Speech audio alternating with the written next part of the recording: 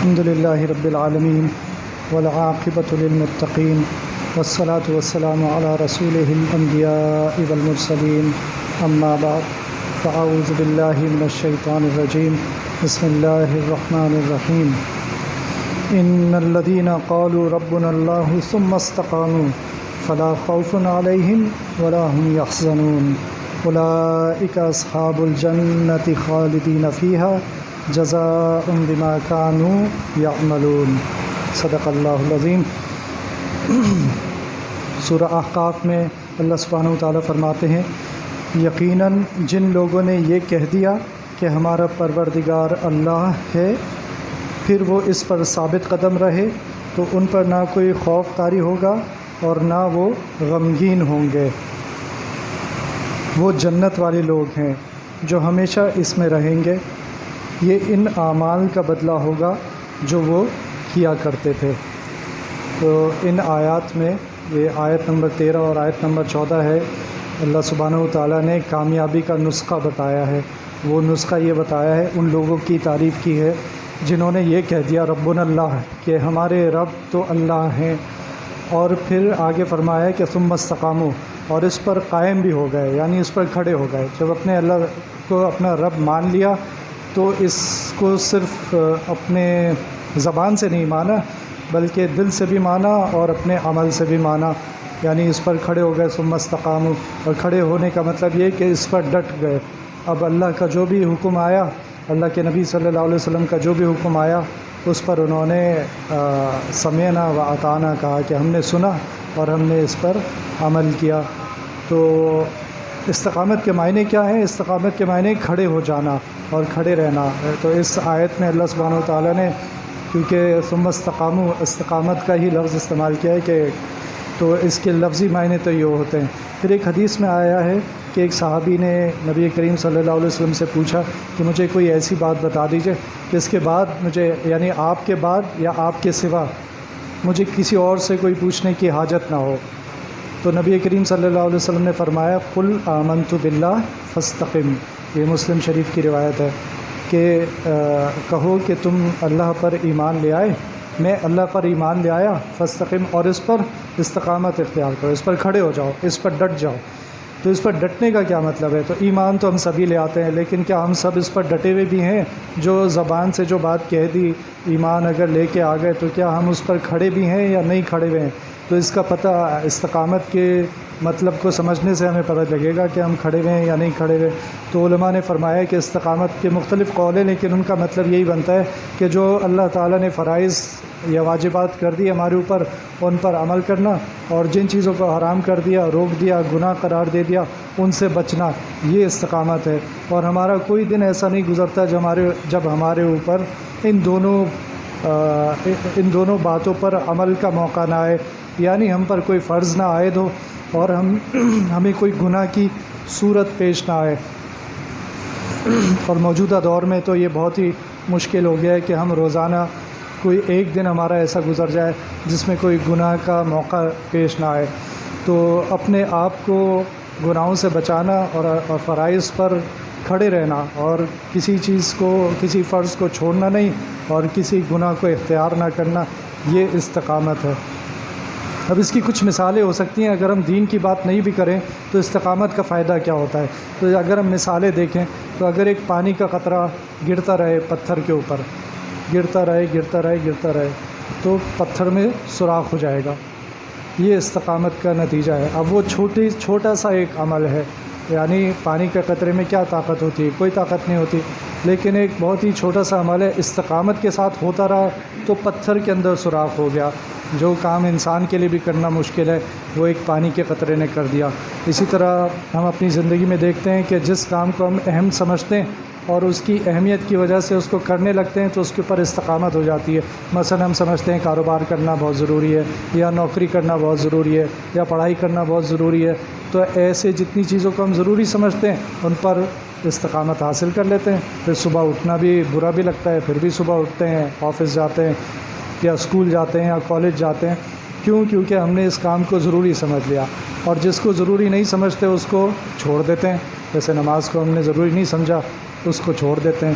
تو استقامت کے لیے سب سے پہلی چیز کیا ہے کہ ہم اس کو ضروری سمجھیں، چاہے وہ کوئی کام اچھا کام ہو چاہے برا کام ہو، چاہے کوئی اچھا کام ہو چاہے کوئی برا کام ہو، اگر ہم نے اس سے محبت اختیار کر لی، اس کو ضروری سمجھ لیا، تو پھر ہمارے اندر استقامت آ جائے گی۔ تو اس کی ایک اور مثال یہ ہے کہ جیسے جو لوگ پابندی سے ایکسرسائز کرتے ہیں ان کی فٹنس اچھی ہو جاتی ہے۔ اب اگر کوئی روزانہ ایک دن میں 1 گھنٹے ایکسرسائز کرے، پھر 10 دن بعد دوبارہ 1 گھنٹے ایکسرسائز کرے، تو اس کو فٹنس حاصل نہیں ہوگی۔ ہاں، اگر کوئی 20 منٹ روزانہ ایکسرسائز کر لے گا تو اس کو فٹنس حاصل ہو جائے گی۔ تو کم کام کیا لیکن اس کے اوپر استقامت اختیار کی، اس کا فائدے ظاہر ہونا شروع ہو گئے، اس کے اندر جسمانی طور پہ قوت بھی پیدا ہوگی، فٹنس پیدا ہوگی۔ اسی طرح جو لوگ زبانیں سیکھتے ہیں، دوسری زبانیں اپنی مادری زبان کے علاوہ،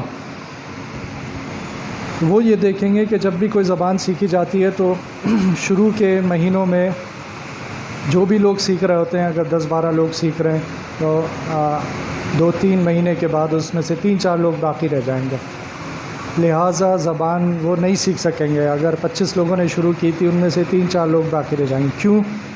کیوں نہیں سیکھ سکیں گے؟ کیونکہ ان میں استقامت نہیں تھی۔ جن لوگوں نے استقامت کے ساتھ پڑھتے رہے تو وہ زبان سیکھ جائیں گے۔ زبان کی مثال اس لیے ہے کہ جلدی انسان ہار مان جاتا ہے اس میں، باقی یہ کہ دوسری پڑھائیاں تو آدمی کسی طرح کر ہی لیتا ہے، لیکن تو یہ 2-3 مثالیں ہو گئیں کہ استقامت کا جو ہے وہ فائدہ یا نقصان دونوں ہو سکتے ہیں۔ کوئی برا کام کریں گے، پابندی سے کریں گے تو اس کا نقصان بہت زیادہ ہو جائے گا، اور کوئی اچھا کام کریں گے، پابندی سے کریں گے تو اس سے استقامت حاصل ہو جائے گی۔ تو اصل استقامت جو اس آیت سے پتہ چلتی ہے اور اس حدیث سے پتہ چلتی ہے وہ یہ ہے کہ انسان کے باطن میں بھی استقامت ہو جائے اور اس کے ظاہر میں بھی استقامت ہو جائے، یعنی توحید تو اس کے باطن میں ہوتی ہے، اس کے دل میں ہوتی ہے، اللہ کو ایک ماننا تو اس کے دل میں ہے۔ یہ دل کی حالت کیونکہ بدلتی رہتی ہے تو ایمان میں کمی، زیادتی، مضبوطی، کمزوری یہ واقع ہوتی رہتی ہے۔ تو اس لیے استقامت کا مطلب یہ بھی ہے کہ اپنے دل کے جو اعمال ہیں ان پر بھی قائم رہنا، اپنے ایمان کو، اپنی توحید کے جذبے کو قائم رکھنا، اسے کم نہیں ہونے دینا۔ اور دوسرا یہ ہے کہ اس جو دل میں جو چیز ہے اس کا اظہار ہمارے اعضاء سے، ہمارے اعمال سے ہوتا ہے، تو ہمارے اعمال میں بھی استقامت نظر آنی چاہیے۔ میری نمازیں کیسی ہیں، میرے روزے کیسے ہیں، میرا دن کیسا ہے، میرا کاروبار کیسا ہے، میری نوکری کیسی ہے، میری پڑھائی کیسی ہے، میرے تعلقات اپنے گھر والوں کے ساتھ کیسے ہیں، میں اپنے گھر والوں کے ساتھ کیسے پیش آتا ہوں، اپنے محلے والوں کے ساتھ کیسے پیش آتا ہوں۔ یہ روزانہ کے چیلنجز ہیں جو اسلام نے، جب ہمارے اوپر اسلام نافذ ہو گیا تو پھر یہ روزانہ ہی ہمیں ایک دوسرے کے ساتھ پیش آتے ہیں ایسے معاملات۔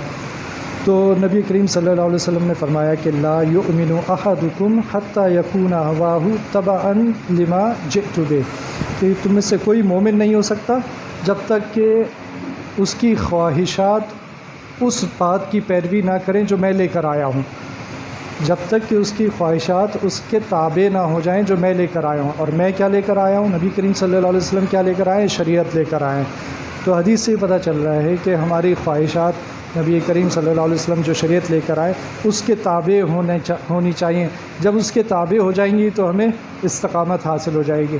اور ان خواہشات کو تابع کرنے کا کیا طریقہ ہے، یہ کیسے ہوگا؟ اصل تو مسئلہ یہی ہے کہ ہم اپنی خواہشات کو اللہ سبحانہ و تعالیٰ کی بھیجی ہوئی شریعت کے تابع، یعنی اس کے پیروی کرنے والی کیسے بنا سکتے ہیں۔ اس کے لیے ضروری ہے، جس طرح ہر کام کے لیے ضروری ہے کہ آپ جو ہے ایسے لوگوں کے ساتھ جڑ جائیں جو استقامت والے ہیں، ان کے ساتھ جڑ جائیں، ایسے لوگوں کے ساتھ جڑ جائیں جن کو اللہ سبحانہ و تعالیٰ سے محبت ہے، اللہ کے نبی صلی اللہ علیہ وسلم سے محبت ہے۔